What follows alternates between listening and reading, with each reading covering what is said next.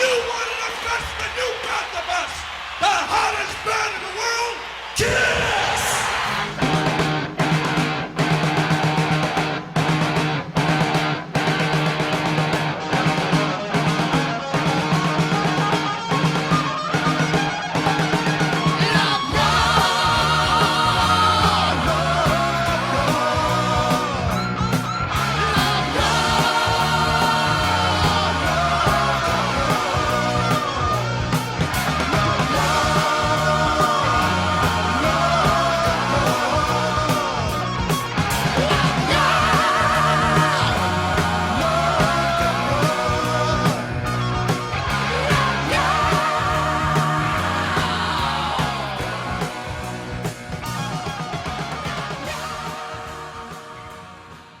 So, Kiss, half of you out there watching this are thinking, what the fuck, Kiss? And the other half of you out there will be like, oh, yes, what the fuck, Kiss?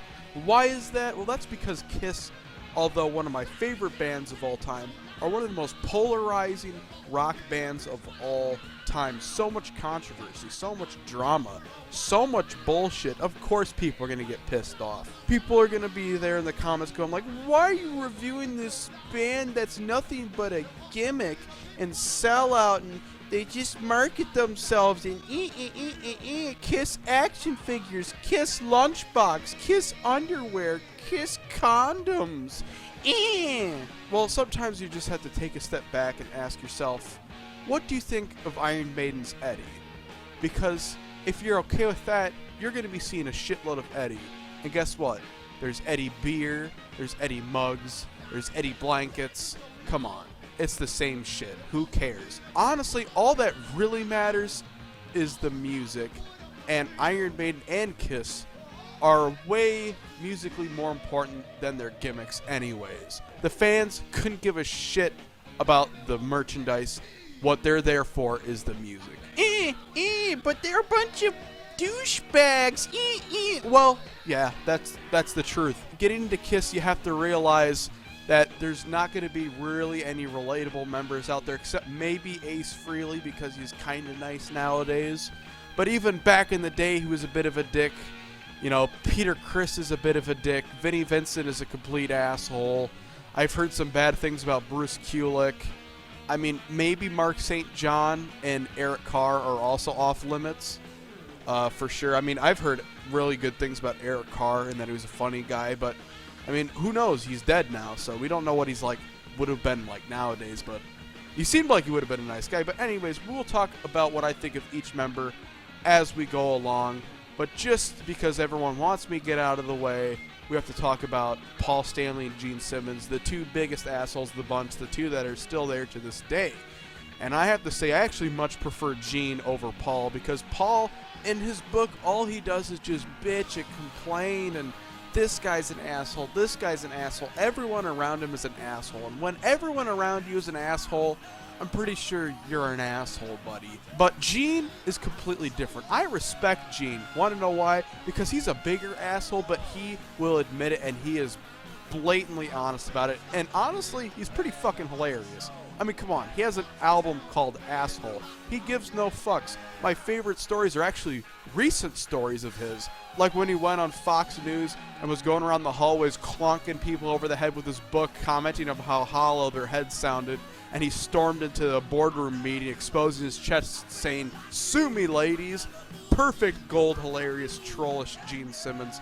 And who could forget that Loudwire interview where they were asking him questions if his Wikipedia page was fact or fiction, and he was just sitting there, obviously not giving a fuck, and then randomly hawking his expensive vault weird collection thing every chance he could out of nowhere. Graham from Loudwire here, and it's Wikipedia Fact or Fiction time with Mr. Gene Simmons. Thank you so much for joining me here with his Vault box set. What he means is the Gene Simmons Vault.com box set. Exactly. GeneSimmonsVault.com box set. You can pick it up right there. So anyways, what makes Kiss interesting then? Well, they of course had the best live shows on planet fucking Earth. Explosions, fire, blood, lights, crazy shit, crazy stage sets, you name it. They had capes, flying people, all of it. It was absolute insanity. And even to this day, it's still a spectacle to watch, even if Paul sounds like complete shit. But the most important part about Kiss is the music, and it's another reason why a lot of the metalheads out there, scratch their heads over Kiss, because Kiss is not necessarily metal, but they sure as hell have a lot of metal moments, and hopefully I can point them out to you, and you can kind of get into this band, because you have to look at Kiss in a way where they're not necessarily metal, but you have to kind of look at them as like a marriage between like the metal and the Beatles or something like that. It's essentially hard rock, but there's a lot of great metal moments out there that'll catch your ear, but you have to be open to the other weird, different shit that they do, and they do a lot of different creative shit, and that's what makes Kiss music so magical. All I'm saying is let me help you give Kiss another chance. They have a lot more than rock and roll all night, party every day. Majority of their catalog is actually really badass hard rock, and that's right, you, the person that hates Kiss, are gonna like it. So the story of Kiss begins and ends with Paul, Stanley, and Gene Simmons. They were there from the beginning all the way to the end, and even though there's the classic lineups and all the other cool lineups, it's still always those two. So before the two Jewish boys formed Kiss, they actually had another band that was more of a soft rock band by the name of Wicked Lester, but they quickly jumped off that ship. Even when they had an album that was going to be released, they said fuck it, and they decided to reform Wicked Lester as just the two of them.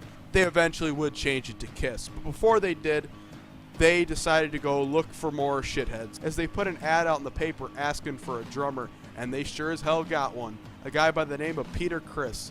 He was more of a jazz drummer than a rock drummer, but Gene and Paul have always been very critical of his drumming, so what really got him hired was his vocals. And I must say, out of all the vocalists they've ever had, I think Peter Criss has probably the most unique voice. Not the best voice in the band, but the most unique voice for sure.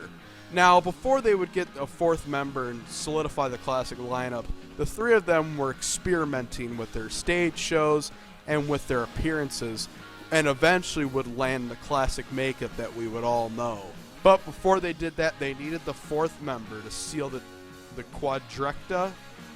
What the fuck would you call that? Anyways, so they got a guy by the name of Ace Frehley. Everyone loves this guy, and everyone knows him as the coolest member of Kiss, as the lead guitarist.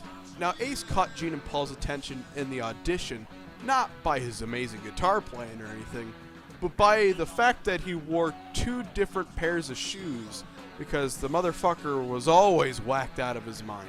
But that's why we love Ace. And he was the only one they could even hear, because during other auditions, Ace wouldn't stop fucking playing. So that's all they heard, so they're like, fuck it, we'll just go with this obnoxious guy. So with the four of them, they still didn't have the exact makeup quite yet. They were experimenting with weird shit. They were basically dressing in drag until they finally landed their classic makeups that are the identity of each member and what they like. Peter Criss was super into cats. Gene Simmons fancied himself as a demon of sorts. Ace Frehley was out there, dude, in the solar system. You're the spaceman, bro. And of course, Paul Stanley wants to be a rock star. So they were beginning to kick ass live. They were nailing down their chops, and they were also starting to do their crazy stage antics. It wasn't fully developed yet, but they were getting a little bit of attention for their craziness, and they recorded a demo which caught the attention of some executives.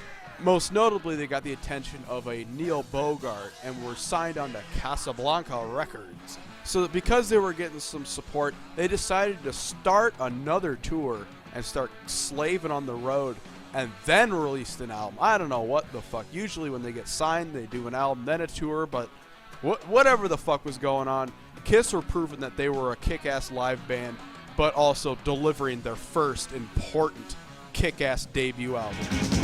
Everybody says she's looking good, and the lady knows it's understood. Strut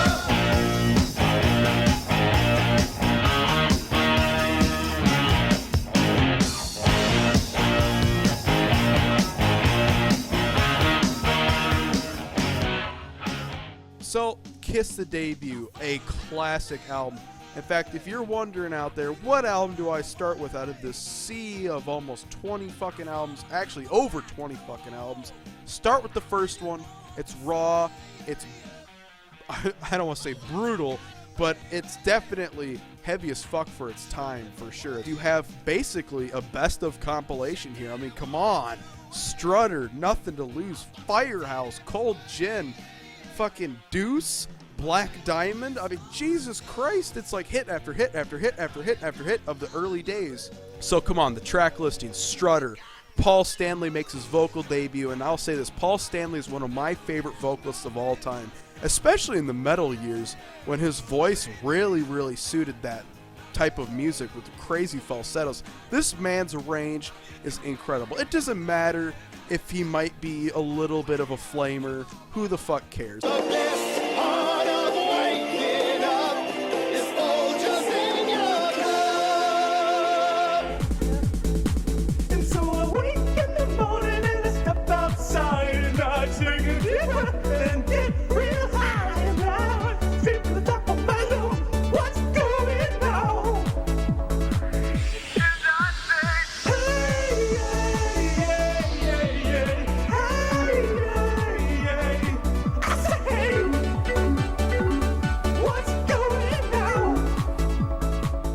Speaking of flames, Firehouse.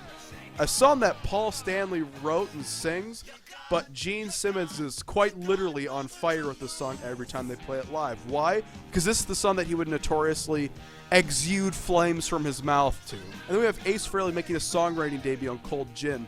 Now, during the 70s, Ace Frehley was fucking apprehensive as hell to sing. But eventually they got at his ass. But in these early days, sadly, he doesn't sing on the songs he writes. Instead, you have Gene Simmons singing on the song, but he does a damn good job. Cold Gin Time, you know, it's fucking fantastic. There's no other way to put it. Cold gin time again. I know it'll always win. Cold gin time again. You know it's the only thing that keeps us together. And then you have the song Deuce, which is probably the best song off the album, and it is absolutely fun as fuck. It's a Gene Simmons song through and through, just nothing but fun shit. The chorus is really catchy, and the riff sounds like something Ace would write because it's so creative. And speaking of Ace, it is his favorite Kiss song, so, you know, everyone loves Deuce. You know your man is working hard. He's worth the deuce.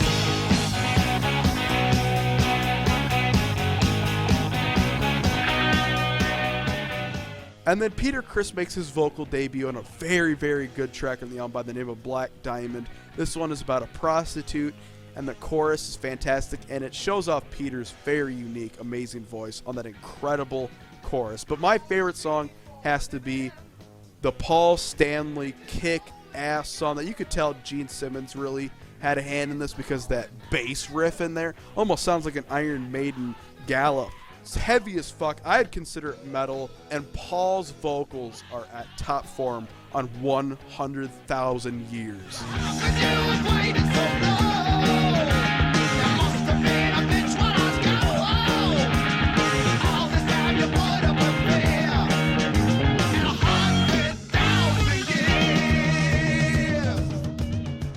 So although Kiss are renowned for being very, very, very popular ass kickers, they actually had a very rough time in the early days. So to promote this album that did okay, they had Gene Simmons try to advertise themselves on the Mike Douglas show in makeup, acting all weird like a demon, like antisocial and stuff. He says he was evil incarnate. Actually, what I am is evil incarnate. And some of those cheeks and necks look really good. Would it be funny if under this he was just a nice Jewish boy? You should only know. Where you? I do. You can't hide the hook. You ain't no fucking demon. But maybe he is, because Jews are demons. Nah, I'm just kidding, guys. You know she's gonna leave you well done.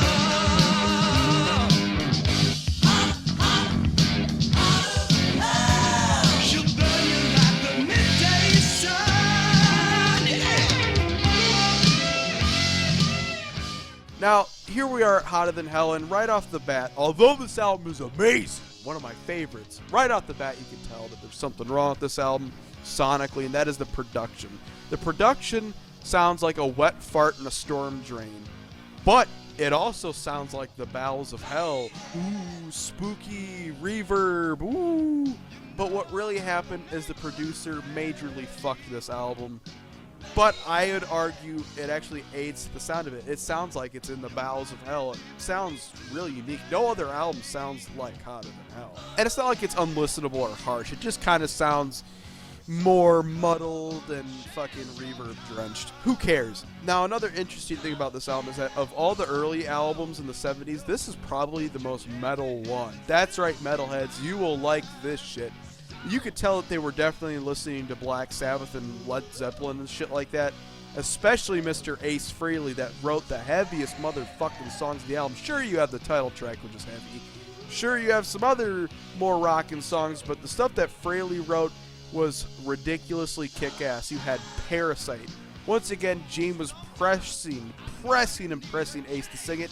Didn't sing it, Gene sang it instead, but it is probably the most kick-ass rockin' metal tune on the album. Definitely metal, definitely kick-ass. She'll always be there trying to grab a hold.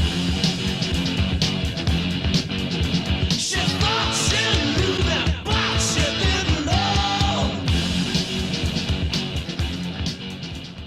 And then you have another fantastic song on the album which ends it. A song that Peter Criss sings and does a fantastic job singing. It's a slow, almost doomy song that has one hell of a riff and one hell of a vocal performance from Peter Criss. Originally, they recorded the song with Peter Criss doing like a 10-minute drum solo. Thank God they cut that out because, I mean, I love me some Peter Criss, but that type of shit doesn't fit with Kiss at all. That kind of belongs in the realms of Led Zeppelin. Well, it's a strange way, the way you look at me, and it's a hard time you've been giving me. But we have other interesting songs on here. Going Blind is fantastic. Got to Choose, fantastic. Let Me Go Rock and Roll, but to me, the most interesting songs, other than the ones I've already mentioned, have to be All the Way, which I love the chorus on that one, and the other song that Peter Criss sings on here, beginning a trend where Peter Criss will sing the ballads on every album. We have Mainline. I absolutely adore this beautiful song. That's right, there's a beautiful ballad on a heavy as fuck Kiss album. Mainline, baby, won't you give it to me one time? Mainline, baby, won't you give it to me one time? Sadly, because the production of this album was horrendous and the music was a little bit heavier, the album did commercially horrible. It sold like absolute shit, and that is why it's one of the least talked about Kiss albums, even to this day. So they decided to 180, and they're like, let's go, although a rockin' direction, production-wise, more soft, more consistent, more concise, more accessible. They really wanted this one to do well, so they put everything into this. In fact, they even had Mr. Neil Bogart produce the fucking thing. So then they went in to record their third album, Dressed to Kill. We're going to do a song now. It's something that we really believe in. It's what we're all about. And you know there's 23,000 of you people out there that feel the same way we do. So let's rock and roll all night and party every day. I wanna rock and roll all night and party every day. I wanna rock and roll all night and party every day. I wanna rock and roll. Now, this album, what you'll notice right away is the fucking track listing. Jesus Christ, every song except for She is short as fuck. But it's all amazing. Room Service, Two-Timer, Ladies in Waiting. Very consistent album, although I'd argue that the issue with it is that although it's consistent, although it's really easy to get into, it's a little bit more poppy, a little bit more what we know Kiss as, the best songs don't stand a chance against the best songs off the last two. Easily the best song on this one, though, I gotta say, but once again, doesn't stand a chance to anything off the last two. Has to be the song that Paul Stanley does a fantastic job singing. My favorite, Come On and Love Me. Come on and love me. Come on and love me. Come on and love me. Come on and love me. A couple other interesting things. You have a song in here that was written by Ace Frehley and voiced by Peter Criss by the name of Getaway. Nice rockin' song, definitely fits the both of them, but they both kind of feel underused on this album, which is very sad. Another interesting thing is you have Ace Frehley playing a very lengthy acoustic guitar intro to the song Rock Bottom. So the intro of this song and the song She, and even that one song from the first album known as Love Theme from Kiss, were all part of an instrumental from the very early days of Kiss, of them jamming and shit, by the name of Acrobat. And speaking of She, other than Come On and Love Me, that's probably my other favorite on here. It's slow paced and it's Gene Simmons kicking absolute ass in the vocals. It totally sounds like a Led Zeppelin song, but who the fuck cares? It's a rocking good time.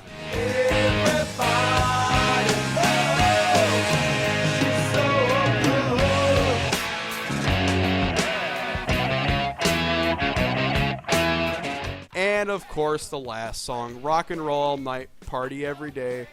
We can all go till the end of time without ever hearing this fucking repetitive song again. But let's be honest, you have to think of songs like this in a light where you just heard it. If you hated it when you first heard it, oh, then you hate the song. But if you loved it when you first heard it, but now you think it's killed by the radio, it's still overall a good song to yourself. But this song and all the rest did not catch on. Although they threw everything into this, it still went on deaf ears until... You want it, the best, and you got it. The hottest band in the land, Kiss!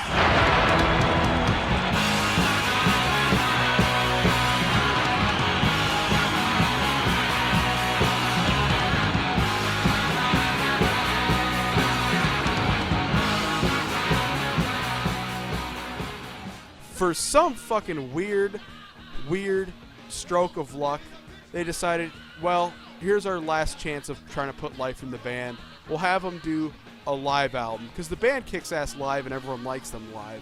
So they took a chance by throwing the little bits of money they had left into the band to do a live album that they record known as Kiss Alive. And it is known as one of the greatest, if not the greatest live albums ever. And it was a damn good live album, but I've never, ever, other than this, heard of a live album somehow selling a shitload of money out of nowhere. I don't know what the hell happened. They don't even know how the hell it happened. But Kiss Alive fucking exploded. And this odd occurrence is what catapulted Kiss into superstardom. So to build off this commercial success, they went into the studio with a very famous producer by the name of Bob Ezrin, who constantly butted heads with their manager, Bill Aucoin. Also, Bill Aucoin was coked out of his fucking mind, so was Paul Stanley.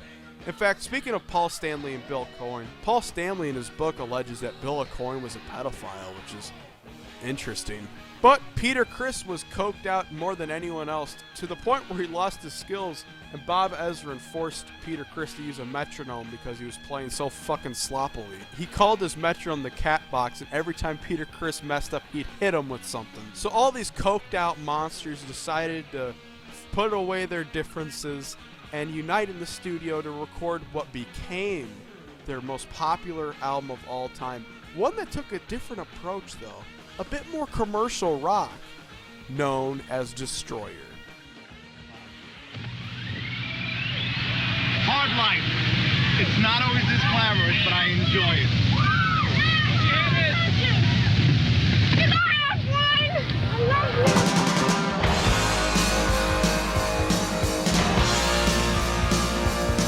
Get up, everybody's gonna move their feet. Get down, everybody's gonna leave their seat. You gotta lose your mind in Detroit, Rock City. Get up, everybody's gonna move their feet. Get down, everybody's gonna leave their seat. although this album is definitely more soft than all their other 70s albums, and actually, I know a lot of people are going to get pissed off at this, but personally my least favorite. I still love it, but it's personally my least favorite of the 70s albums, and it's not because it's popular, okay? A lot of my favorite albums are the most popular albums. Go look at any of my other videos. I'm not some fucking hipster contrarian here to say, oh, because it is the most played album. No. I fucking love this album. It has nothing to do with it being popular. It has everything to do with the fact that there's a song on here called Great Expectations. And although I love the rest of this album, that one is one massive fucking turd that I cannot stand no matter what. I've tried and tried and tried and tried. Well, listen, God, great expectations.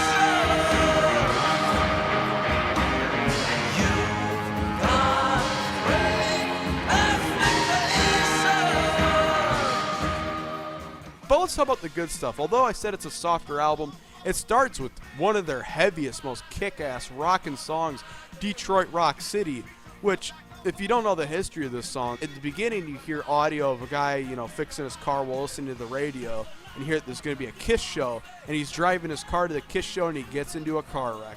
That's what happened to one of their fans. They learned about it, and they decided to write a song about him. But then you have King of the Nighttime World, Paul Stanley's anthem on this album, God of Thunder, Gene's first song as the demon character. He's just sadistic and evil in here. It starts with a little kid, just rambling about nonsense, and Gene comes in almost like he's Stephen King's It, coming up out of the fucking sewers, there to eat your kids, because he's the God of Thunder. But funnily enough, although it's heavy as fuck, and although it's Gene's anthem, Paul actually wrote it. In fact, there's a demo out there of Paul singing it, which is just hilarious. God of thunder and rock and roll. The spell you're under will slowly rob you of your virgin soul. But then the album gets a little bit softer, but still kick-ass. Flamin' Youth, Sweet Pain, which actually Ace Frehley does not do the solo on Sweet Pain. And then, of course, you have Do You Love Me, fantastic stuff. Shout It Out Loud, the band's anthem, but the most important song of the entire thing. The song that made this album explode. Rock and Roll Party. No, I'm just kidding. Here's the interesting story about Beth and this album. This album, although it's the most famous Kiss album, and although it's like the fan favorite, this album commercially fucking tanked. Everyone hated it when it came out because people were expecting a more rockin' album. This one was a little bit more commercial, so they weren't ready for this. Out of nowhere, some Kansas City radio station started playing, of course, the Detroit Rock City single, but on the B side of it was Beth. So they were playing that, but they kept flipping it over to Beth, and they're like, hey, this song's actually pretty fucking good. So they took a chance by playing that song over and over and over again, and just that one radio station caused one of the most iconic songs ever to explode. Just a few more hours, and I'll be right home to you. I think I hear them calling. Oh, Beth, what can I do? Beth, what can I do? And this album to explode, and Kiss to pretty much regaining the attention that they deserved for this album. But they were already balls deep in recording an apology album the exact same year. Because this album tanked, they went to make an album that was rockin' and kick-ass. Rock and roll over. Look, it's rock and roll. I want you. I want you. Baby, baby, baby, I want you. I want you. Baby, baby, baby, I want you. I want you. Baby, baby, baby, I want you. I want you. Now, like I said, although Destroyer was not very well received, they decided to go into this one and write a more rockin' album. I mean, they knew the fans were still there. They had like their biggest tour yet, before Destroyer and had like a giant city being destroyed and all that shit. One of their coolest tours ever, easily. But they needed a rockin' album, one that would have massive praise from the fans. Now they got Eddie Kramer to produce this album, and the band loved him and he loved the band. And their drug-induced madness continued. Ace Frehley was in such a out-of-this-world haze, he doesn't even remember recording this album, so they probably still writing credits from his ass. It starts out right away with my favorite song off the album, Paul Stanley's rockin' kick-ass song. And you metalheads, you will love this shit for sure. I Want You will blow you away. Totally rockin', almost metal. From front to back, top to bottom, it is amazing song after amazing song. Calling Dr. Love, one of Gene Simmons' biggest, most awesome songs. And he has this really cool line in there. Even though I'm full of sin, in the end you'll let me in. Classic shit. They call me, they call me Dr. Love. I've got the cure you're thinking of.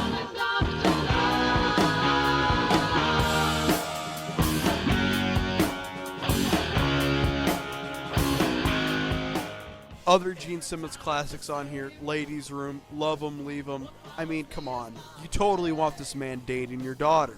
And Peter Criss makes some awesome moments on this album.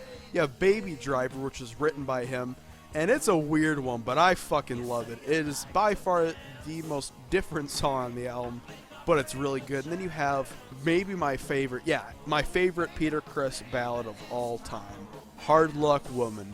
It was written by Paul Stanley for Rod Stewart to do, but Peter Criss elected to do this song for the album, and it is one hell of a song. Sally's only daughter, a child of the water, too proud to be a queen. So they were just kicking ass again, gaining all the appraisal they should. Now they were appeasing the rockin' fans and the commercial fans, and they needed to meld them bitches together. So they were going to make another rockin' album, keep rockin' live, but they were also going to merchandise like a motherfucker. This is when the shit got out of fucking hand. Kiss dildos, kiss condoms, you fucking name it. But all that shit was okay because they would go into the studio and make one of the most classic kick-ass albums, Love Gun. We put on a show, we put on a spectacle, we are performers. If all you want is the music, then you can buy our albums. But if you come to see the show, you're going to see something. You know, it's a multimedia, it's a visual kind of trip. We try to assault your senses.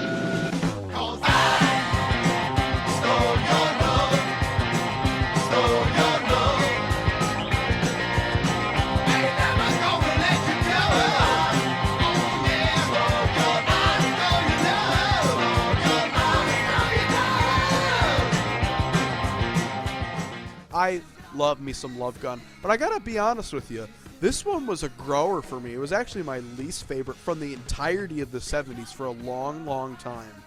There was a lot of songs in here I could not fucking stand, but now I know how amazing so many of these songs are. I mean, come on, I Stole Your Love. That's a heavy, kick-ass, almost metal song. That's right, metalheads. This shit right here, you'll like it. It's almost like a sequel to I Want You from the last album. It's amazing, awesome, 70s American metal. Probably my favorite song off the album, but I mean, I don't know. There's so many heavy hitters. Christine 16, one of Gene's most catchy fucking songs.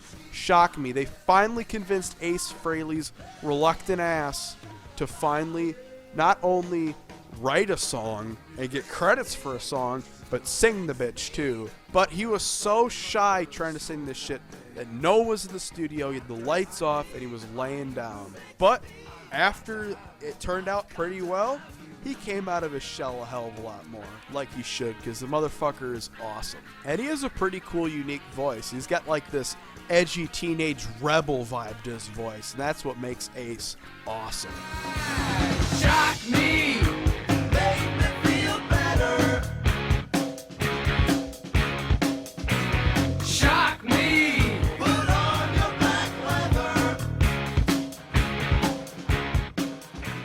And then you have other awesome songs. I mean, come on, Love Gun, one of their most amazing songs ever. In fact, there's a version of the song Love Gun, which I believe is on Smashes Thrashes Hits, where at the end, where you originally had Paul Stanley, saying Love Gun over and over and over while Ace soloed. Instead, it's just Ace soloing. I recommend checking that version out because Ace rips his best, most melodic, amazing solo of all time on this one. Also, you have to give credit to Peter Criss for the awesome drumming, and you also have to give credit to Gene for the awesome bass playing, and Paul for his fucking astounding vocal performance on this song. But then you have another really interesting kick-ass song in here. One of my favorite Gene Simmons songs of all time. It's almost like it's a sequel to God of Thunder, but I actually like it more than God of Thunder. What makes this song so kick-ass is, of course, the sadistic bass playing, but also the backing vocals in the chorus make it sound so unique and kick-ass, almost human. To me, along with I Stole Your Love and Love Gun, easily the top 3 songs, this one is an awesome standout and pretty underrated.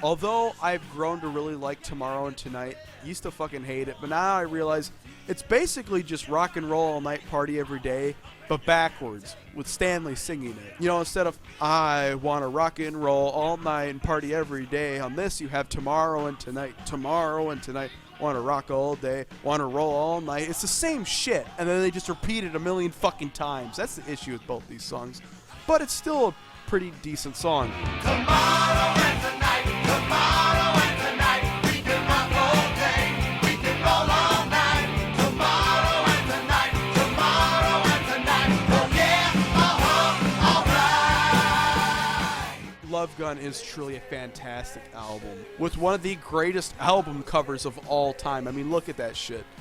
They're all just standing there like fucking superheroes on top of the sunset. They have a bunch of Kiss chicks there. But the most interesting thing about the cover is Gene Simmons' hand. It looks like the rock and roll horns. In fact, he tried to trademark the rock and roll horns because of this album cover. In fact, a lot of people out there think he invented that shit, but it was Ronnie James Dio's grandma. And to end this late 70s trilogy, they decided to do a sequel to Kiss Alive, just like how they had Kiss Alive after the first 3. This one, Kiss Alive 2. It's rocking in the USA. Nowhere else I'd rather stay. Rocking and a rolling, rocking and a rolling, rocking in the USA. I almost kind of prefer this one, but the thing is about this is that it's really not a live album. In fact, they pretty much just went in the studio and recorded the whole thing and put live noises over it.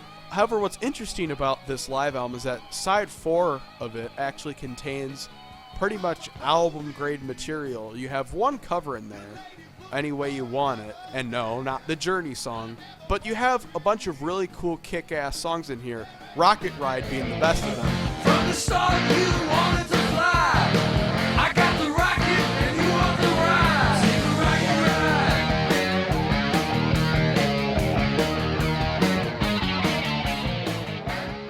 Although Ace Frehley plays and sings on Rocket Ride, because that is his baby after all, him and Peter Criss actually don't do anything on any of these other songs on side 4, which is kind of gay. And it's shown that there's a giant rift forming between these two and the other 2 members. In fact, one of the most notable bubblings to the surface of this basically bitch fest between the members was when they went on the Tomorrow show, where Ace Frehley was clearly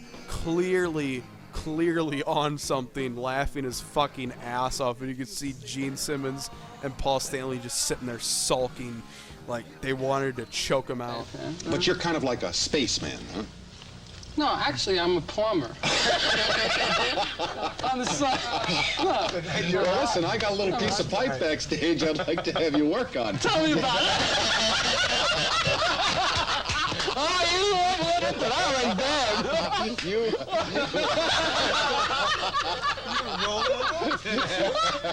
You old sweet talker, you. Ace ultimately would look into the Mylar and start laughing at himself.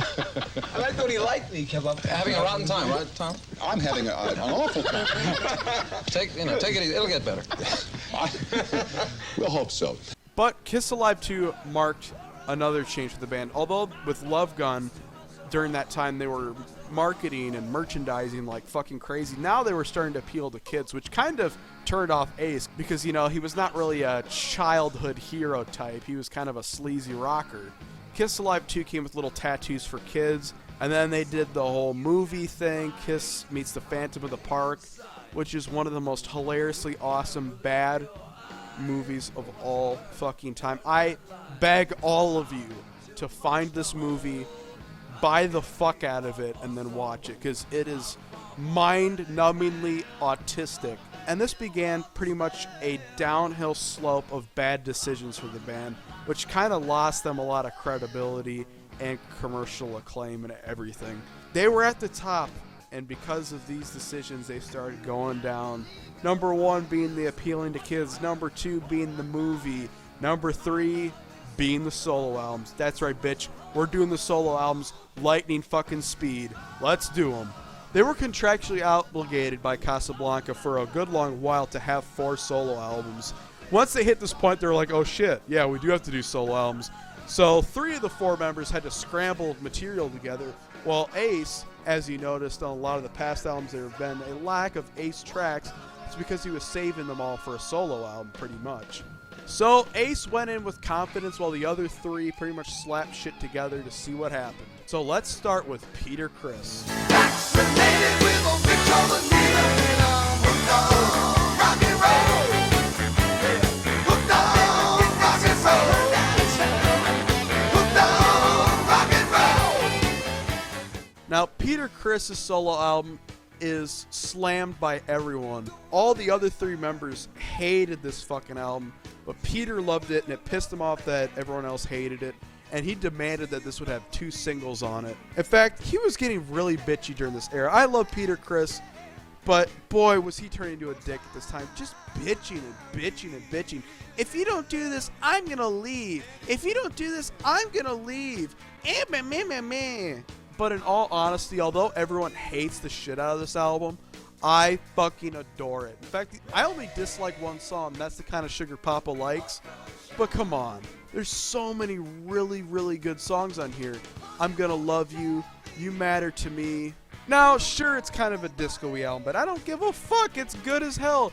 You have really good ballads on here, like Kiss a Girl Goodbye, and the best of the 2, I Can't Stop the Rain. But you also have some really cool shit that's a little bit more rockin'. You know, I'm Gonna Love You, and even though I don't like the song, that's the kind of sugar Papa likes. A little bit more rockin' rollin'. And of course, the most rockin' song on here, the most Kiss type song on here, Hooked on Rock and Roll. But to me, for some bizarre ass fucking reason, my favorite song on here is the second one, You Matter to Me. I don't know what the hell it is about it, but I love it. You still matter to me. Yes, you do.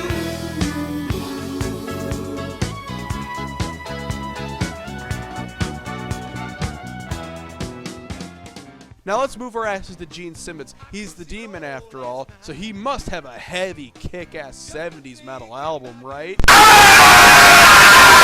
God fucking damn it. Gene Simmons' solo album is probably the worst of the 4. The other 3 members hated it as well, and it did commercially horrific, because everyone was expecting a heavy kick-ass album, right? Well, what we got was a bunch of pathetic, shitty filler in the 4th degree pop songs. It sounds like the Beatles done terribly. Even the decent songs like Radioactive are still decent because, well, it's better than the rest of this hunk of shit. But I will say, the one song that everyone shits on, the one song that Gene really loves, which is a cover of a Disney song, When You Wish Upon a Star, I gotta admit, I kind of dig that cringy shit. I do like that. When you wish upon a star. But let's move on to Paul Stanley.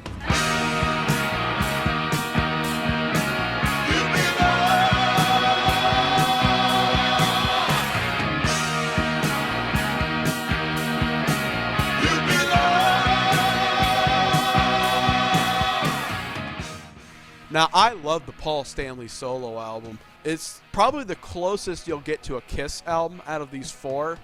And although he pretty much slapped it all together, it kind of doesn't sound like that. I really like the songs that he wrote on here. Take Me Away, awesome stuff. It's Alright, amazing song. But my personal favorite has to be the really catchy rockin' tune, Move On. Move on, that's what you told me. Move on, yeah. Move on, whoa, whoa. Move on, I'm living on my way. Now, although this album was rockin' and kick-ass, it's not nearly as rockin' and kick-ass as the last of the 4 solo albums. The one that blew everyone away. Everyone was expecting the other 3 members to do the best solo albums, especially Gene. But little did they know, Space Ace was going to kick all their fucking asses with an album that did well with the fans and critically. We have Ace Frehley. Rip it out, take my heart, you wanted it from the start, you got it now, so goodbye, so rip it out, watch me cry.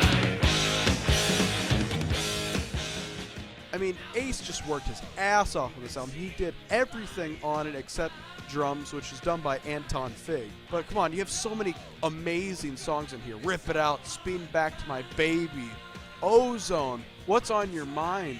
I mean, he even held himself away from the drugs and alcohol just for a little while to record this album. Of course, you have the huge hit on here that is just one hell of a catchy song, New York Groove. Love the hell out of it. But to me, the most rockin' kick-ass thing off the entire album has to be Snowblind. Although he wasn't Snowblind making it, he sure as hell wanted to be. I'm snowblind, I can't see a thing.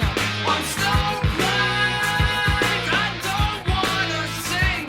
I'm snowblind, need a familiar face. I'm snowblind, think I'm lost in space. Another interesting fact is that the song Ozone is the very first song to ever have a guitar synthesizer recorded onto an album. And it actually works. It makes the song sound all spacey and crazy, and it works perfectly with this album. Now, it doesn't sound as much like Kiss as the Paul Stanley solo album, but it's so creative and it's so kick-ass. How can you not love this fucking album? Tensions were really sparking at this time. They all hated Peter's solo album, and Peter hated all of them. In fact, he pretty much fought with them to the point where they didn't know if he was in the band, he didn't know if he was still in the band. All they knew is that he did vocals on one song the next album, but he sure as hell didn't play on any of it. Except for one song, we'll get to that in a bit. But instead they got a guy with the name of Anton Fig to play drums, who was actually on Ace Frehley's solo album. Also because of the solo albums, they decided to give Ace Frehley a shit ton of the songwriting and vocal duties. And Ace is finally ready to come out of his shell to do so, which is awesome, making some of my favorite Ace songs ever, which we'll get to in a bit. One last thing though is that this album really, really pissed off the fans. We're of course talking about Dynasty.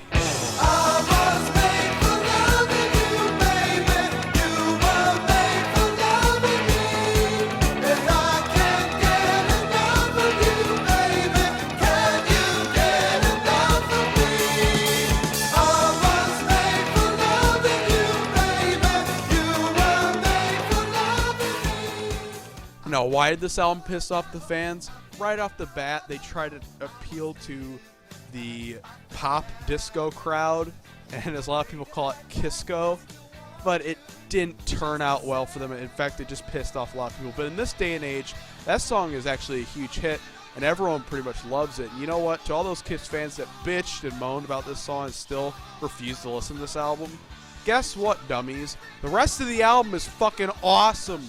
But this album is not Kiss's disco album. It's just that song, and maybe if you're stretching it, Sure Know Something, but that's mostly just like a pop ballad. Now, a lot of people would also say that Dirty Livin', oh, that's disco. Well, maybe, but I don't give a fuck because this is probably my favorite Peter Criss song of all time. It's rockin'. It's got a great chorus. It's got a great riff. All of it. It's total Kiss. It doesn't sound jarring or out of place at all. Although it's disco, it still works within Kiss's sound of where you wouldn't even notice it. It's like a spiritual successor to Black Diamond, but sadly it's the only song that Peter Criss sings and even plays on in the album. But hey, it is my favorite Peter Criss song. Dirty living. I can't wait any longer to set myself free. speaking of favorite songs from members, this is actually one of my favorite Kiss albums because it features pretty much my favorite songs from each member. Although Charisma is super underrated, it might be my favorite Gene song of all time. Just his literal charisma on the song is on top form.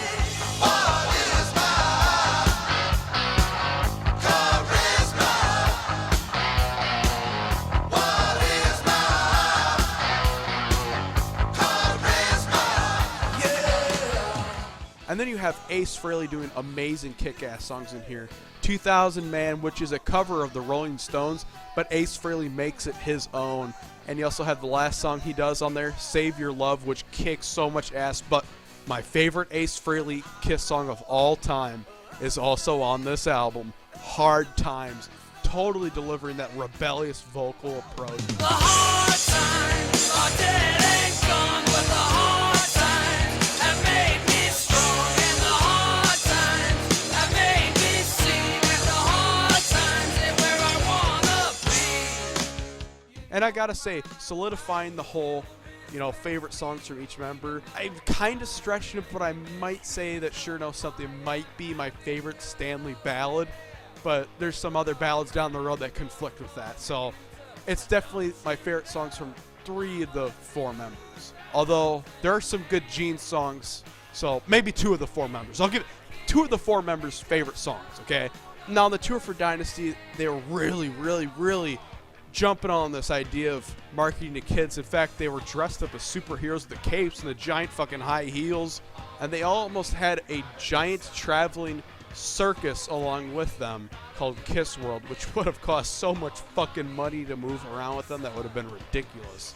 Although Peter was having issues on this album, though, they did convince him to tour with him. But once again, the whole I want this, I want that shit continued for a little bit longer. But speaking of that, right when they went to record their new album, the first album of the 1980s, they fired Peter Criss's complaining ass. Although they show him on the album cover, and although they credit him as still being part of the band, his ass is on the curb. If Peter Criss is not on here, then who is? Once again, Mr. Anton Fig makes another appearance on drums, making you believe it was Peter Criss. But the band is a bunch of caught red-handed liars, and they've been unmasked.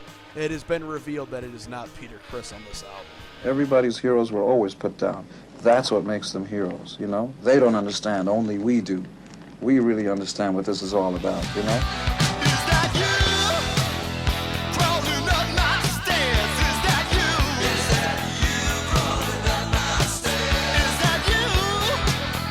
Looking halfway dead. Now, I used to fucking hate Unmasked. A lot of people complain about Dynasty being poppy and disco, but this one actually is poppy. But I've actually grown to really like this one for some bizarre-ass reason. Now, let's just get the bad out of the way, because there are 2 songs I can't fucking stand on this album.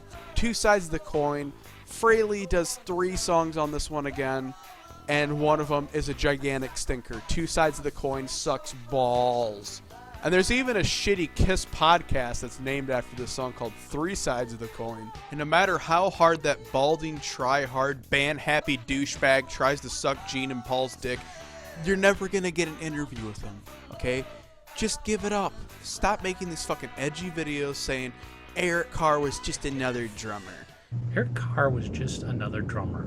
That's it. You hate him. You hate him. Don't hate him. Just another drummer in Kiss. That's it. Uh-oh, retard alert. Ace Frehley was just a druggie. Peter Criss was just a druggie. And then proceeding to worship Eric Singer and fucking whatever because Gene and Paul like them. Just fucking give it up. Do yourself a favor and go milk the members of Kiss that would actually be nice enough to do an interview with your pathetic ass. AKA admit your admiration for Ace Frehley, okay? We all are a little gay for Ace Frehley, okay? All of us. It's human nature, okay? And admit defeat to Ace Frehley, original Kiss, Eric Carr, and admit defeat to Bill fucking Wang. And then immediately after that, you have the biggest pile of shit off the album. She's So European, unappealing dog trash that doesn't even have anything catchy about it. There's no hooks. Is That You Kicks Ass Shandy is one of Paul Stanley's best ballads ever. Naked City is one of Gene's best songs. What Makes the World Go Round is really good. Easy As It Seems Now, that is probably the best song off the entire fucking album. Paul Stanley kicks ass, and it's super melodic and catchy.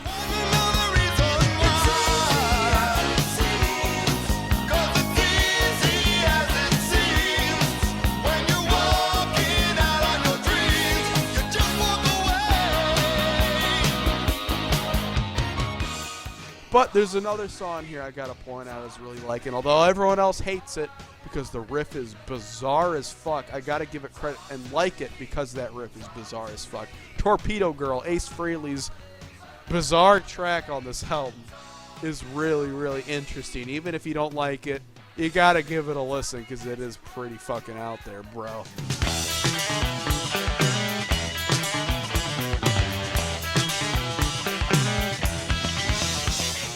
For the Unmasked tour, they finally decided to admit that they kicked Peter's ass to the curb. What's the name of the new drummer? I think his name is, his name is, Hey, oh, wait a minute, I remember. His name is Eric Carr, and he's incredible. Okay. Now get out of here. His original makeup was supposed to be a bird, but it didn't work out, so they went with a fox. And Eric Carr, you know, I said that everyone in this band is pretty much an asshole, but I do have yet to find some sort of evidence of Eric Carr being a druggy asshole or anything like that. He seemed like a pretty nice, funny guy. And you know what? I gotta say, Eric Carr, although I love Peter Criss, Eric Carr is probably my favorite drummer that they've ever had, making this my personal favorite lineup, although short-lived. But although they had their best lineup, ticket sales were extremely plummeting at this point. They actually had to cancel their American tour. But they were playing like their biggest shows ever in South America, and they were still pretty huge in Australia. It's just America really dropped the ball on them. So the band geniusly, and I don't mean that ironically, thought, you know what? Let's fix this. Let's go heavy. It's the beginning of the 80s. People like metal. That's becoming a thing. We'll jump on that bandwagon. Kind of like what Black Sabbath did with Heaven and Hell, and it ended up helping their asses out. But no, they were convinced by Bob Ezrin's dumbass because, I produced a huge rock opera album with Pink Floyd called The Wall, which is a hunk of shit, by the way. I don't like The Wall, and they decided to make The Wall for Kiss. And this album was known only notoriously as music from The Elder. The Elder started as a story first. We don't want to get too heavy-handed about this, but The Elder started as a story first, and then we decided to do another record with Bob Ezrin because we had already done one in 1976, and then everybody got very excited about the story, and we decided to sit down and write a collection of songs that would basically outline the whole story, and thus was born the saga of The Elder.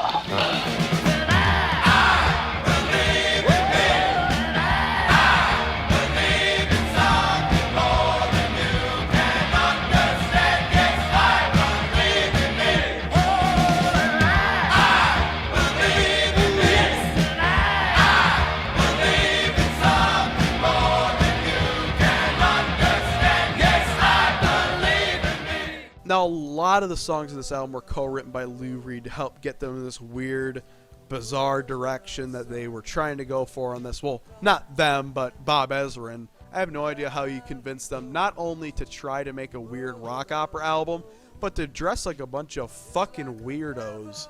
I mean, Jesus Christ, Paul had anal beads on his neck. But whatever. I gotta say, though, although I hate rock operas, and although I would totally hate a cheesy album like this, and I hate some of the songs for sure, come on.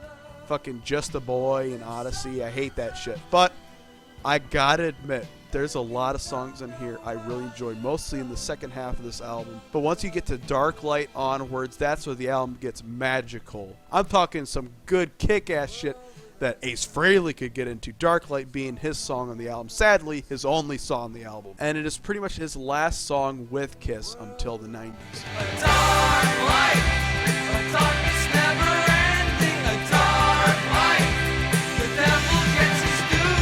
A dark night is everywhere descending, a dark light is coming for you. Now, although I said that this is where the album gets kick-ass, there's actually a ballad in this section, A World Without Heroes, that Gene Simmons sings. But I gotta admit, it's a good-ass fucking song. But then it gets kick-ass. The Oath, and I, two of their most awesome, heavy, kick-ass songs. And my favorite in this section of the album, the criminally underrated Gene Simmons song that kind of sounds like another Demon type of song, Mr. Blackwell. In fact, he even does a tribute to his classic Dr. Love in the song where he says, I'm a sinner that loves to sin. You're not well, Mr. Blackwell, and we can tell. You're not well, Mr. Blackwell. Why don't you go to hell? Now, another weird thing about this album is that there's two completely different track listings for this album. The original version makes absolutely no goddamn sense. The remastered 1997 version has everything in a good order. It pretty much puts all the shitty songs at the top and then leaves it off on an amazing note. Now, two things I want to say before we finish up here. Music from the Elder, although it's probably the weakest of the stuff we've talked about so far, I found the sound to be very much a grower. In fact, you know what? Only You and Under the Rose are pretty damn good. It's just the Boy and Odyssey, which are fucking horrendous. But one other thing is that if you want to know the story for this album, because it's a, concept album, I don't give a fuck. I don't want to talk about it. If you want to learn about it, you can go move your ass over there and figure it out, because it's confusing as fuck. There was supposed to be a movie for it, never happened, so it's super confusing. They had some sort of comic that explained it, but I don't give a fuck. If I were here explaining the damn thing, this thing would be way longer than it already is, and it's already long as fuck, so let's move on. Now, this album kablonked so badly. The greatest live show of all time. You asked for the best, you got the best. Kiss didn't even tour this album. I mean, they were so misguided. They were doing, weird promotional videos for this that were, bizarre. They even went to Mexico to do a lip sync recording of Charisma. It's like, what the fuck? And because of this absolute haze of nonsense, even Ace Frehley's coked out ass was like, God damn, I can't even handle this fucking madness, and got the hell out. I mean, Ace was even suicidal at this point from how fucking crazy it was. I don't blame him. It was a mutual separation. I don't blame him. They don't blame him. But on the next album, they pretty much rectified all of it and recorded an album that was not only rockin' as fuck, but literally heavy fucking metal. That's right.